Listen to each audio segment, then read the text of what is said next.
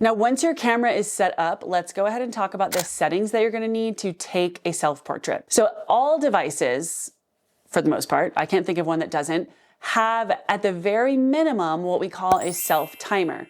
So you've probably used it on your phone before, and you're gonna see that typically it's gonna give you a 3-second option or a 10-second option. And where you're adjusting that on a real camera is called the drive mode. So you're telling your camera how you want the shutter release to be controlled. So under the drive mode, you can select the self timer for 3 seconds, 10 seconds. Sometimes you can input how many seconds you want. And what that's gonna do is delay the release of your shutter, or that time when the camera is taking the photo, to that specific amount of time. So you'll press the button, you'll have maybe 3 seconds to run into the frame, then it will take a photo. And it takes one single photo.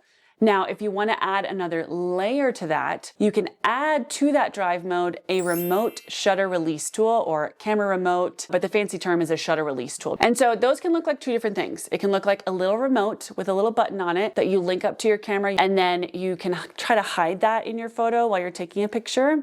The next type of remote that you can use is actually your phone. So depending on your brand, so Canon has an app called Canon Connect, and then Sony and Nikon are gonna have their own apps with different names, which I don't know what they are, but we can look them up later. They'll be in the description of this video. And so once you've connected your camera to the app, and again, not all cameras can do this, anything within the last 10 years probably can though. And then you're gonna be able to not only release the shutter, press the shutter from your phone, from this app, you're also going to be given a remote live shooting mode where you can see what's happening in your viewfinder, change settings, tap to focus. And it is nice to be able to control everything from your phone. The only tricky part, again, is where do you hide your phone in the image to where you're not looking down. But it's a great option if you want a remote shutter tool and you want to be able to decide when the photo is being taken.